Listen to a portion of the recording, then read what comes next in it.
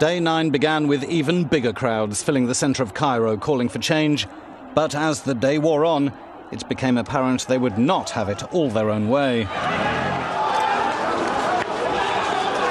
The opposition claims its ranks have been infiltrated by members of the security services bent on destruction in a bid to discredit them. Now they faced overt opposition from people loyal to the old guard. Yet international support for the 82-year-old president is evaporating. Even if ally and neighbour Israel expressed its fear Mubarak's passing would herald years of instability.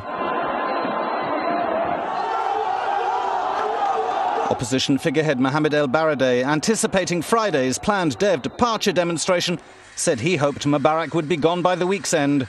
And he said he now had proof of infiltration of the protests by agents provocateurs.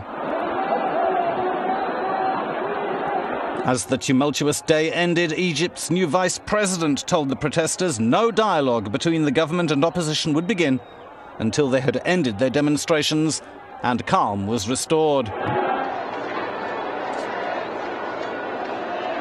Another factor has entered the equation. While there are plenty of fuel and food stocks in Egypt, distributing them is becoming a problem, with the ports reporting manpower shortages.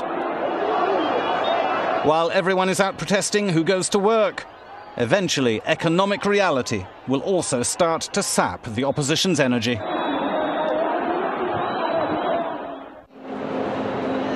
While the anti-Mubarak crowds dominated the streets, passion combined with calm, but they stayed. Mubarak insisted on a phased departure, but they weren't having it. In an interview before the day's clashes, the head of the National Association for Change, George Ishaq, said of the president, "This step comes too late.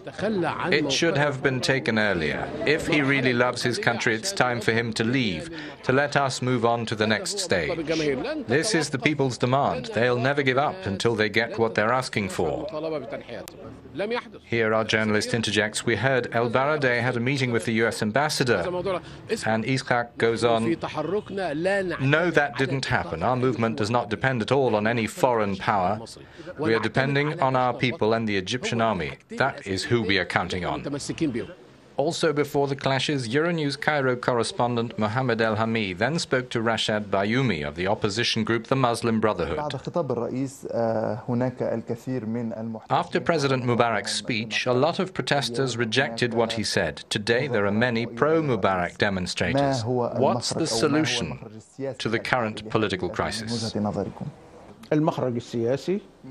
The political solution is to have a transition period so that power can be transferred peacefully, according to the Egyptian constitution, moving power to the president of the parliament, and if not to him, then to the head of the high court.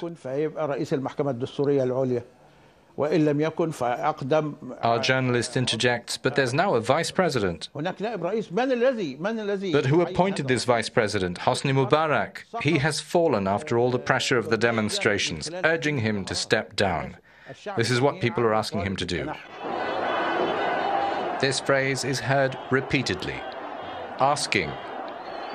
Asking.